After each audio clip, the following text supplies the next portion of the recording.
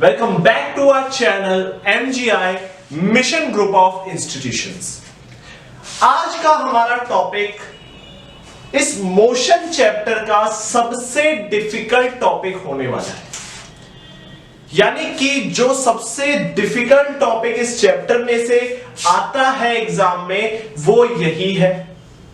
इसका नाम क्या है? इसका नाम है इक्वेशंस ऑफ मोशन। यानी कि मोशन को निकालने की, यानी कि तुमने कितनी मूवमेंट करी या मैंने कितनी मूवमेंट करी उसे निकालने की हमारे पास इक्वेशंस होती हैं। और वो इक्वेशंस हमारे पास होती हैं तीन इक्वेशन में से सबसे पहली इक्वेशन जो होती है वो होती है v is equal to u plus a t. दूसरी इक्वेशन होती है s is equal to u t plus half a t square.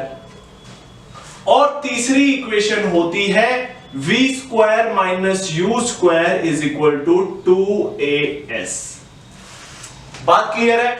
यानी कि मोशन को कितनी मैंने मूवमेंट करी उसको निकालने के हमारे पास तीन तरीके होते हैं। ठीक है, इसके अंदर जितने भी ये सारे सिंबल हैं, यानी कि V, U, A, T, S, और भी कोई है नहीं, यानी कि ये सारे सिंबल ही अभी तक हमने बात कर चुके हैं। कौन कौन से? ये होती है फाइनल वेलोसिटी v, ये होती है इनिशियल वेलोसिटी u, ये होता है एक्सेलरेशन, ये होता है हमारा टाइम, कितना हमने टाइम लगाया मोशन करने में, और ये होता है डिस्टेंस या डिस्प्लेसमेंट। बात क्लियर है? अब देखो, इसको मैं लिख भी देता हूं। क्या है? फाइनल वेलोसिटी, इनिशियल वेलोसिटी, ए से होता है एक्सेलरेशन, टी होता है टाइम, और एस होता है डिस्टेंस या फिर डिस्प्लेसमेंट। ये सारी चीजें इन इक्वेशंस में यूज हुई हैं। कैसे यूज हुई हैं हम उसकी बात करने वाले हैं, यानी कि हम एक एक इक्वेशन को एक एक करके डिराइव करने वाले हैं, निकालने वाले हैं। बात क्लियर है? तो स्टार्ट करते हैं। सबसे पहली इक्वेशन हम कैसे निकाल सकते हैं? ठीक है, अब देखो यहां पर जिक्र किसका हुआ है? Final velocity, initial velocity, acceleration, time, displacement. ठीक है, अब इनमें से ये चार जो चीजें हैं ये सिर्फ हमें एक फॉर्मूले में मिल जाती हैं।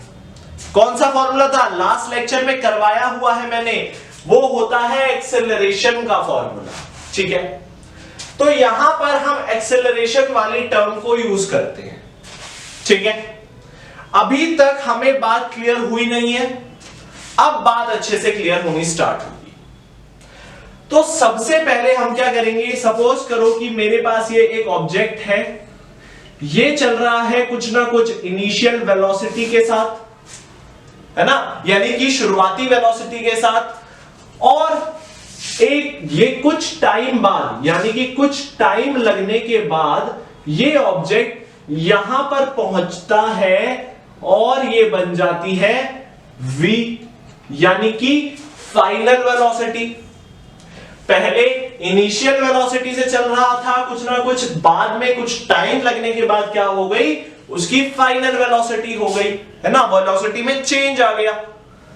और क्या हुआ भाई? यहां से लेकर यहां तक जो टाइम लगा उसमें कुछ ना कुछ मोशन हुआ, मूवमेंट हुई ना, मूवमेंट हुई, यहां से लेकर यहां तक जाने में कुछ ना कुछ मूवमेंट हुई, और वो मूवमेंट हुई इसका मतलब कुछ ना कुछ डिस्टेंस भी कवर हुआ होगा या डिस्प्लेसमेंट भी हुआ होगा। हमने मान लिया s डिस्प्लेसमेंट हुआ है। बात क्लियर है? यहां तक कि अगर सबको बात क्लियर हो गई है तो हमें इक्वेशंस ऑफ मोशन निकालने में कोई दिक्कत नहीं होगी। एक बार फिर से देख लो क्या कि ये है हमारी इनिशियल वेलोसिटी, ये है हमारी फाइनल वेलोसिटी।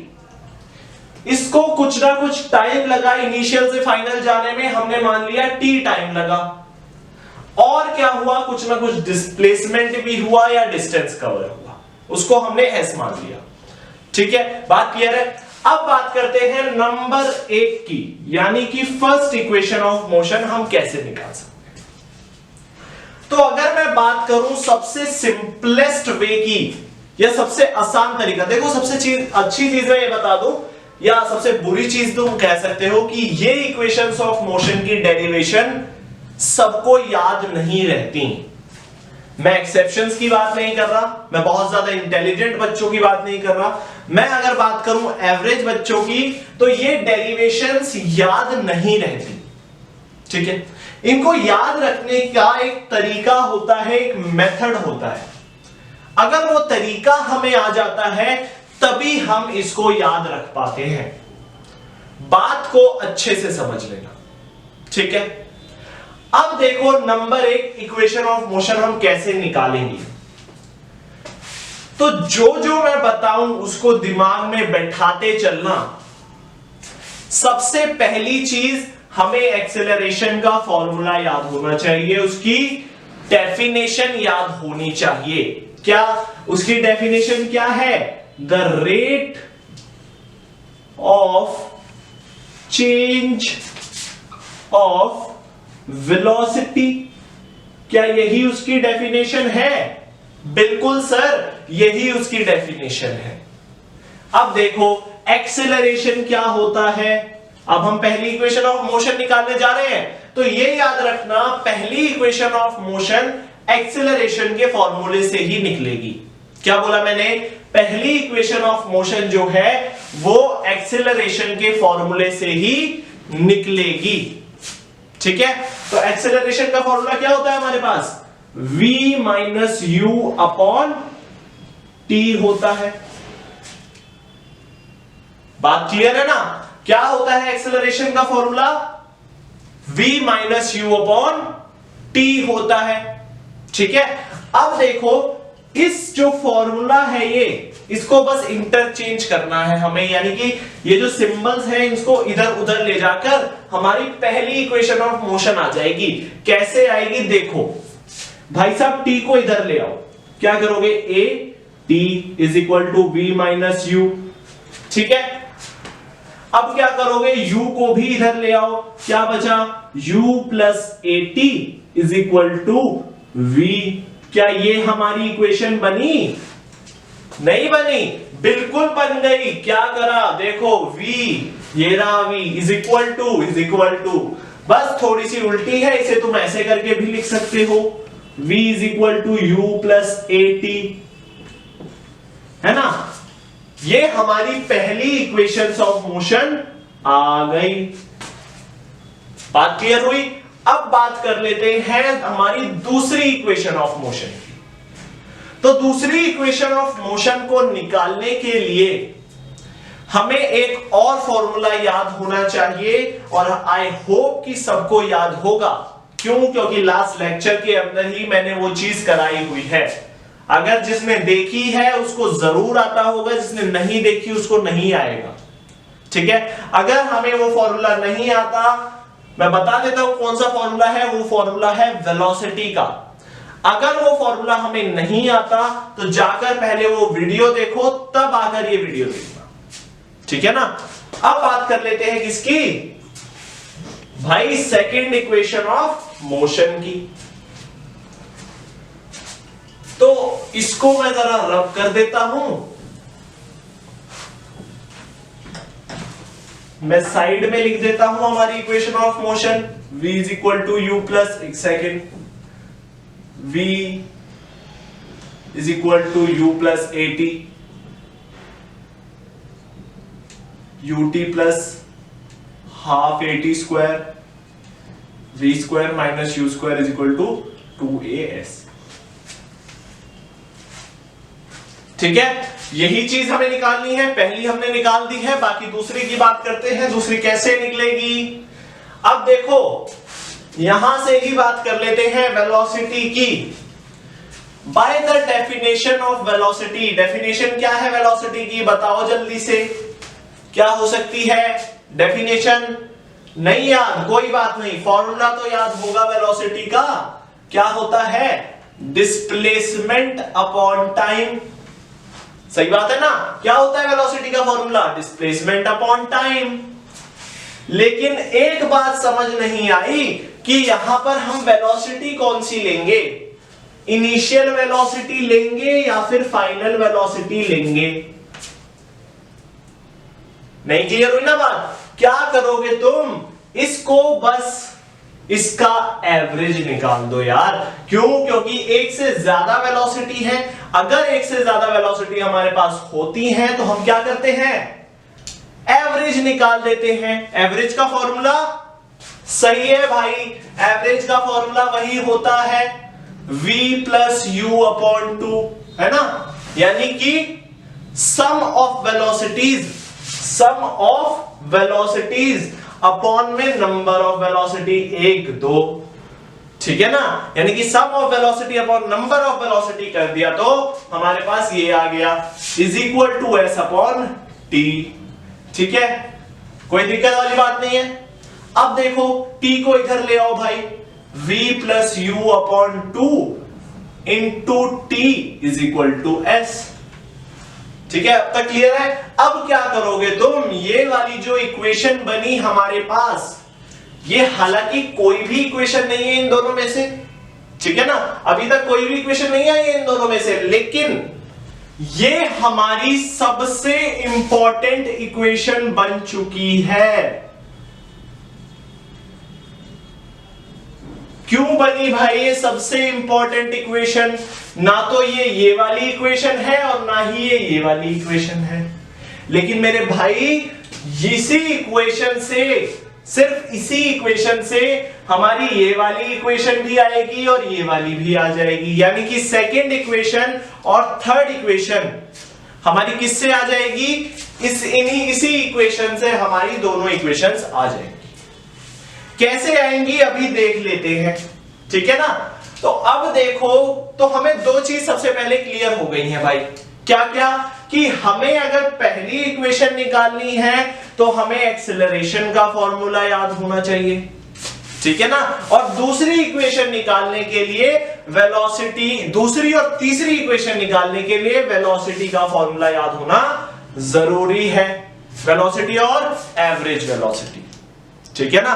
अब देखो यहां पर क्या होगा, ये v तुम्हें दिख रहा होगा, यहां पर भी v है ना, तो हम यहां से इस वैल्यू को पुट कर सकते हैं, सही बात है ना, v की वैल्यू ये है, यहां पर पुट कर दो, क्या करोगे, u plus AT plus u upon 2 into t is equal to s।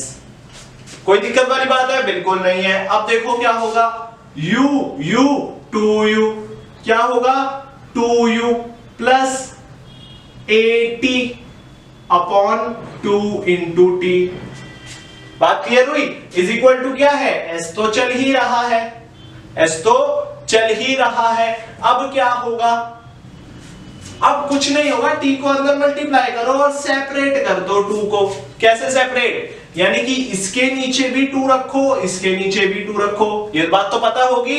यानी कि अगर पूरे के नीचे 2 है तो हम हर एक के नीचे कर सकते हैं उसको, यानी कि पूरे के नीचे, डिनोमिनेटर के नीचे अगर कुछ आता है तो अगर बीच में प्लस या माइनस हो तो हम हर एक के नीचे कर सकते हैं।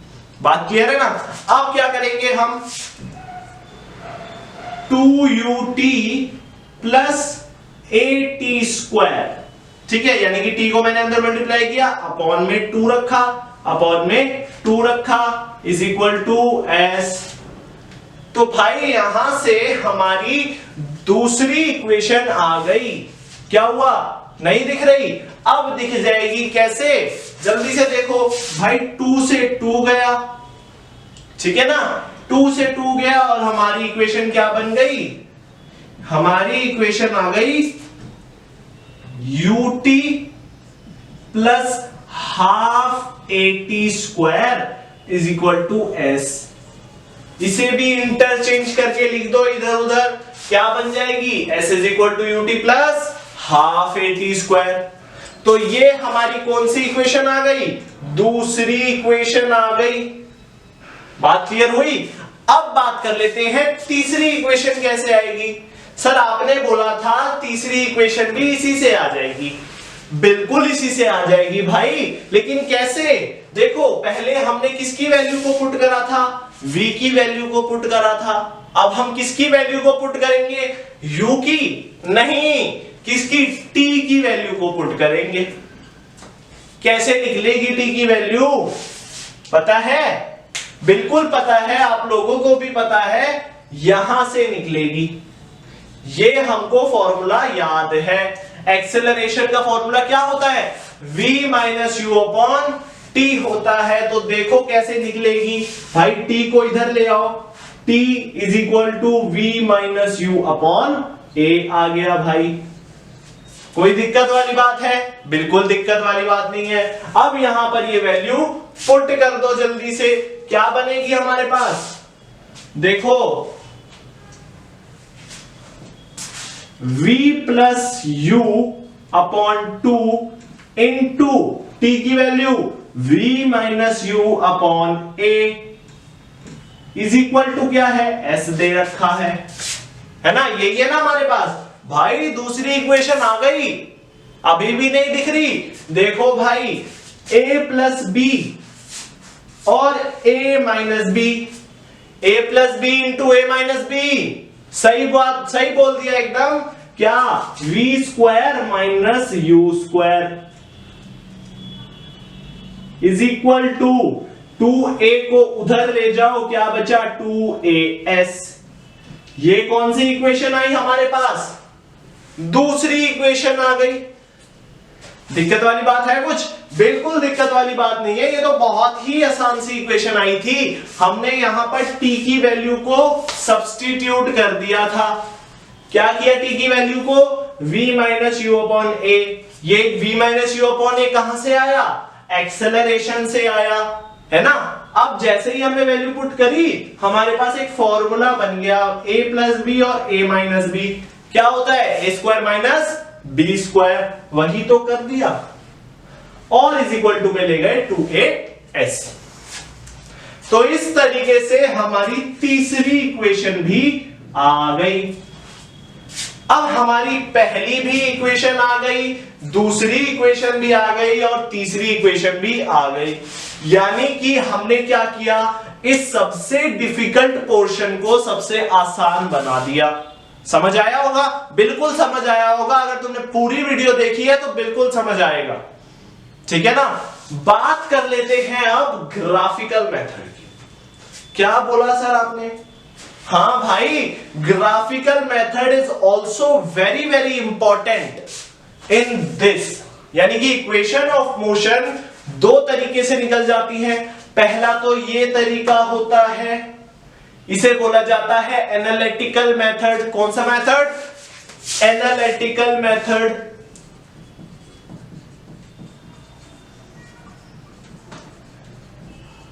और एक तरीका होता है ग्राफिकल मेथड का। ग्राफिकल मेथड कैसे निकलेगा?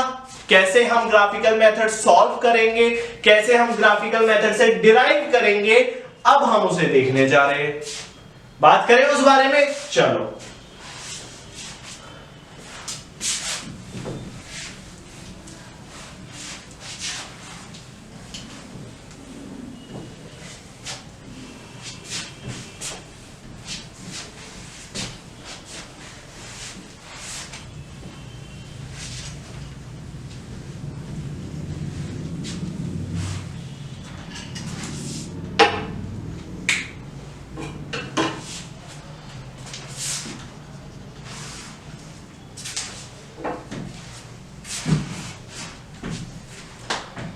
तो बात कर लेते हैं अब ग्राफिकल मेथड की। देखो ग्राफिकल मेथड के अंदर सबसे पहली चीज, मैंने तुम्हें अब तक ग्राफ नहीं पढ़ाए हैं और ग्राफ हम इस चैप्टर के अंदर पढ़ेंगे and that is the last topic of this chapter.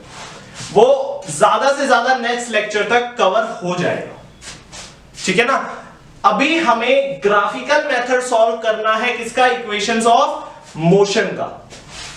अब इक्वेशंस ऑफ मोशन का ग्राफिकल मेथड सॉल्व करने के लिए हमारे पास ग्राफ होना चाहिए किसका? वेलोसिटी टाइम का। यानी कि ये वाली हो गई हमारी वेलोसिटी और ये हो गया हमारे पास टाइम। क्या हो गया? ये हो गई हमारी वेलोसिटी और ये हो गई टाइम, ठीक है ना।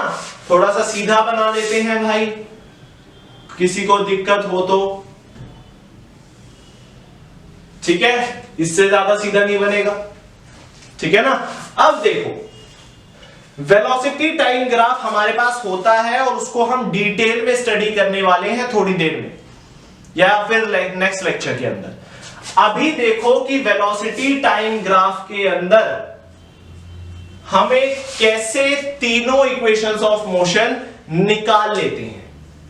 तो सबसे पहले मैं वो डायग्राम बनाता हूं जो हमारे पास था। क्या था? एक ऑब्जेक्ट था u वेलोसिटी के साथ चल रहा था, वो ऑब्जेक्ट गया v वेलोसिटी पे, इसको कुछ ना कुछ टाइम लगा दैट इज t और कुछ उसने डिस्टेंस मूव किया दैट इज s या डिस्प्लेसमेंट मूव किया, ठीक है ना। ये चीज तो हमारे पास थी। अब देखो कि यहां से इस चीज को कैसे हम ग्राफ के ऊपर उतारते हैं, ठीक है।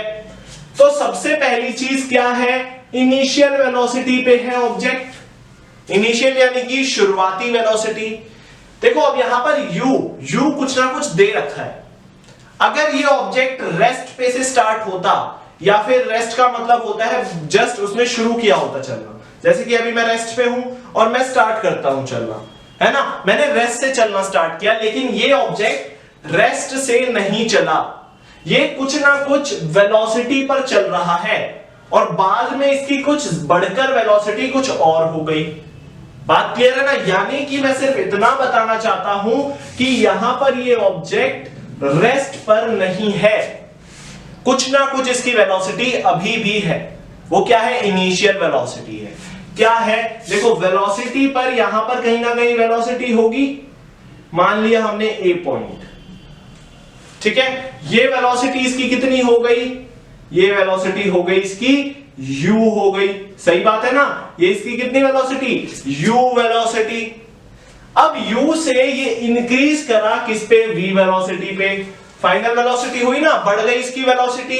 तो भाई यहां से हमने इसकी वेलोसिटी बढ़ा दी, बढ़ा दी, सही बात है, बिल्कुल सही बात है। यहां पर इसकी वेलोसिटी कितनी?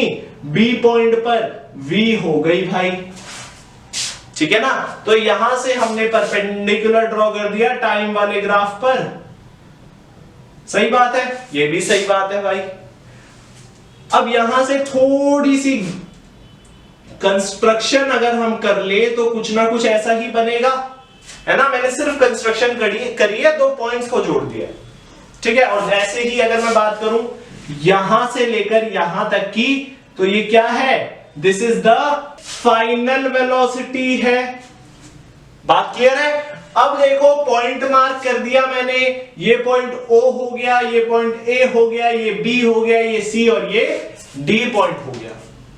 देखो जो हमारा ग्राफिकल मेथड होता है वो डिक्टो सेम होता है, बिल्कुल डिक्टो सेम होता है किसका? एनालिटिकल मेथड का। लेकिन सिर्फ फर्क क्या होता है? एनालिटिकल मेथड के अंदर हम डायरेक्टली फॉर्मूला पुट कर सकते हैं। क्या बोला मैंने?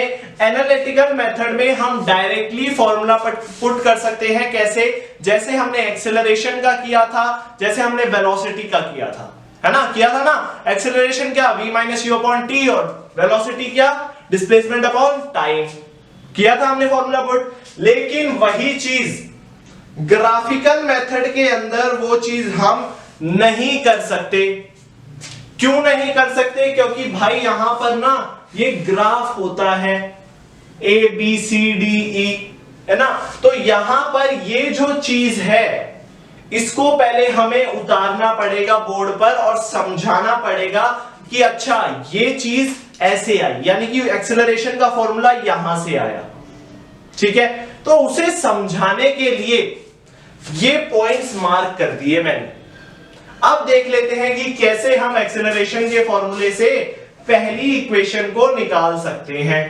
देख लो भाई, ध्यान से देखना, एकदम कोई जल्दबाजी नहीं करनी। क्या करोगे, एक्सेलरेशन का formula final velocity, final velocity क्या है, ये वाली फाइनल वेलोसिटी है।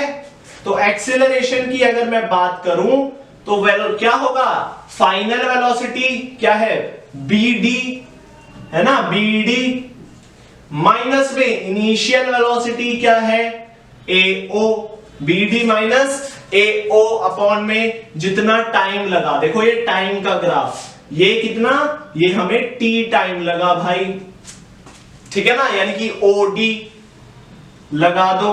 अब कुछ भी नहीं है, अब क्या, डायरेक्टली सिंबल्स पुट कर दो। क्या करोगे, A is equal to BD की वैल्यू V, AO की value U, V minus U upon OD की वैल्यू T। तो ये हमारे पास एक्सेलरेशन का फॉर्मूला बन गया। यहां से वही सेम चीज क्या करा तुमने, T को इधर ले गए, AT is equal to V minus U और V is equal to U plus AT। ये हमारे पास फॉर्मूला आ गया। क्या आ गया हमारे पास, पहली इक्वेशन आ गई। कोई दिक्कत वाली बात है, बिल्कुल कोई दिक्कत वाली बात नहीं है। अब बात करते हैं दूसरी इक्वेशन कैसे आएगी हमारे पास। भाई दूसरी इक्वेशन भी कुछ इसी तरह से आएगी, लेकिन उससे पहले मैं एक चीज पूछना चाहता हूं कि यहां पर ये जो एरिया है ये हमें क्या रिप्रेजेंट कर रहा है। क्या बोला मैंने, ये जो हमारा एरिया है ये हमें क्या रिप्रेजेंट कर रहा है, ये हमें रिप्रेजेंट कर रहा है भाई डिस्प्लेसमेंट। क्या रिप्रेजेंट कर रहा है, डिस्प्लेसमेंट। तो हम क्या करेंगे, S is equal to displacement represent कर रहा है। अब ये एरिया हमें निकालना है, दैट इज डिस्प्लेसमेंट हमें निकालना है। बात क्लियर हुई। अगर ये हमारा क्या है, एरिया है, और ये एरिया क्या रिप्रेजेंट करता है, डिस्प्लेसमेंट रिप्रेजेंट करता है, तो डिस्प्लेसमेंट एरिया कैसा निकलेगा इसका, देखो एक तो इसमें ट्राइंगल है और एक रेक्टेंगल है, एक इसमें ट्राइंगल है और एक रेक्टेंगल है। तो क्या करेंगे, area of triangle plus area of rectangle. बात क्लियर हुई। यानी कि अगर मैं इन दोनों का एरिया अलग अलग निकाल के जोड़ दूं आपस में तो मेरे पास टोटल एरिया आ गया। और टोटल एरिया क्या बताता है, डिस्प्लेसमेंट बताता है। मैंने अभी बताया तुम्हें, है ना। कैसे बताता है वो डिस्प्लेसमेंट, ये हम तब देखेंगे जब हम बात करेंगे ग्राफ्स की। अभी ये चीज समझो कि इसका एरिया यानी कि वेलोसिटी टाइम ग्राफ का जो एरिया है वो बताता है डिस्प्लेसमेंट।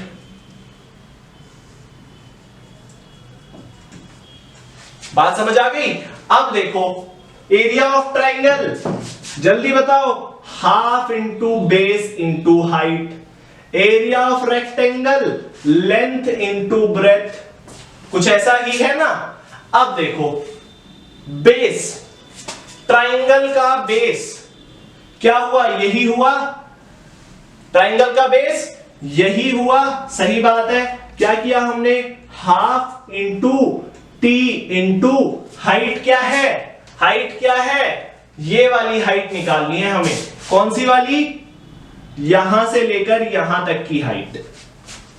सर ये हाइट तो हमें पता ही नहीं, कैसे निकालेंगे हम इसे, ऐसे ही निकाल देंगे। कैसे, देखो ये वाली हाइट हमें पता है, यानी कि ये वाली हाइट क्या है हमारे पास, u है। ये वाली हाइट कितनी है हमारे पास, टोटल v है। यानी कि अगर मैं पूरे में से इतना माइनस कर दूं तो मेरे पास क्या आ जाएगी, ये वाली हाइट आ जाएगी। यानी कि मैंने क्या किया, v में से u को माइनस कर दिया।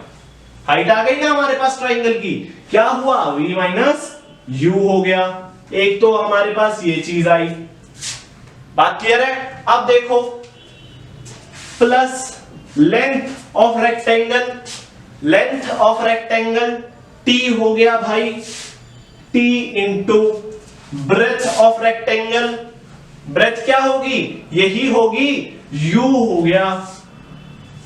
हो गया ना, सही बात है ना, बिल्कुल सही बात है सर। कैसे, अब देखो हाफ इंटू t के साथ ये मल्टीप्लाई में है, क्या है, t के साथ ये मल्टीप्लाई में है। तो अब क्या करेंगे, इस पूरे को एक बार इससे मल्टीप्लाई करेंगे, फिर पूरे को एक बार u से मल्टीप्लाई करेंगे। कैसे करेंगे, देखो half into we T minus half into UT, ठीक है, प्लस में यूटी। कोई दिक्कत वाली बात है यहां पर, कोई दिक्कत वाली बात नहीं है। इज इक्वल टू में क्या चल रहा है हमारा, एस चल रहा है, क्या चल रहा है, एस चल रहा है, ठीक है भाई। अब देखो हमारे पास क्या आ गया, vt minus ut plus ut, क्या आ गया, vt minus ut plus ut आ गया, सही बात है ना।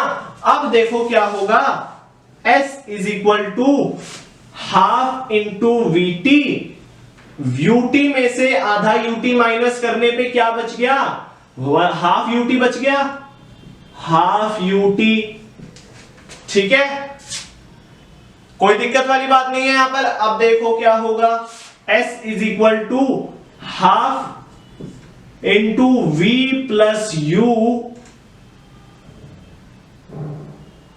Into t. दिक्कत वाली बात है कुछ भी नहीं है भाई, मैंने t को एक तरफ कर दिया कॉमन करके, है ना, कॉमन निकल सकता है। अब क्या किया मैंने, देखो अब क्या करा मैंने, s is equal to v plus u upon two into t, बात सही है ना। अब बिल्कुल सेम वही फॉर्मूला बन गया पहले वाला, याद करो थोड़ा सा, अभी अभी करवाया था, क्या करवाया था मैंने, बिल्कुल यही करवाया था, t की वैल्यू पुट करवाई थी तुमसे, करवाई थी ना, क्या थी, s is equal to v plus u upon two into v minus u upon a, यही वैल्यू थी। अब क्या हुआ, 2as is equal to v square minus u square. ये चीज अभी मैंने इसलिए नहीं समझाई क्योंकि अभी अभी हम समझ कर आ रहे हैं। क्या समझा था हमने, बिल्कुल t की वैल्यू को पुट करा और a plus b, a minus b, value put कर दी, a plus b, a minus b, a square minus b square, वही करा मैंने, और नीचे से 2a को मैं s के साथ ले गया। बात क्लियर है ना। तो यहां पर ये हमारी तीसरी इक्वेशन आई है सर हमारी दूसरी इक्वेशन तो अभी आई नहीं, उसे तो हम भूल ही गए। बिल्कुल नहीं भूले भाई, मैंने इसलिए दूसरी इक्वेशन पहले नहीं कराई क्योंकि उसके अंदर जो एरिया का फॉर्मूला लगना है वो हमें थोड़ा सा मालूम नहीं होता, ठीक है ना। उसके अंदर लगना होता है एरिया ऑफ ट्रेपीजियम। क्या लगना होता है, एरिया ऑफ ट्रेपीजियम। कैसे, देखो ये पूरा ट्रेपीजियम दिख रहा है ना, और ये क्या शो करता है हमें, S शो करता है, S इज इक्वल टू, है ना, अभी मैंने बताया डिस्प्लेसमेंट बताता है ये, तो डिस्प्लेसमेंट क्या हुई हमारी, एरिया ऑफ ट्रेपीजियम, लिख देता हूं मैं, एरिया ऑफ ट्रेपीजियम, ठीक है।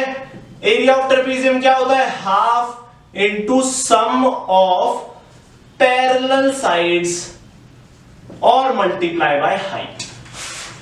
ये फॉर्मूला याद कर लो, देखो ये वाला फॉर्मूला बिल्कुल सही, ये वाला फॉर्मूला, अगर तुम्हें ये वाला फॉर्मूला याद हो गया ना तो third equation, second equation of motion निकालना बिल्कुल भी मुश्किल नहीं है। अब क्या करेंगे, sum of parallel side, sum of parallel side trapezium के अंदर एक ये पैरेलल है और एक ये पैरेलल है, क्या ये एक दूसरे के पैरेलल है, बिल्कुल सही, पैरेलल है सर। ठीक है, तो sum of parallel sides v plus u 1/2 into v plus u. ठीक है ना, और हाइट क्या है? हाइट भाई, हाइट ट्रेपीजियम की हाइट क्या है भाई? ये कुछ ना कुछ हाइट है ना। देखो अगर मैं इस चीज को ऐसे कर दूं तो ये क्या है? मेरी हाइट है, इंटू में t आ गया मेरे पास। दिक्कत है कुछ? कोई दिक्कत नहीं है। अब देखो क्या होगा, पुट कर दो भाई। क्या पुट करोगे? v की वैल्यू क्या थी? v plus u plus 80 into T, यही थी ना। अब अंदर मल्टीप्लाई कर दो सारी चीजों को। u प्लस 80 प्लस u था, है ना, तो अंदर मल्टीप्लाई करने पे क्या आएगा? अंदर मल्टीप्लाई करने पे जल्दी बताओ भाई।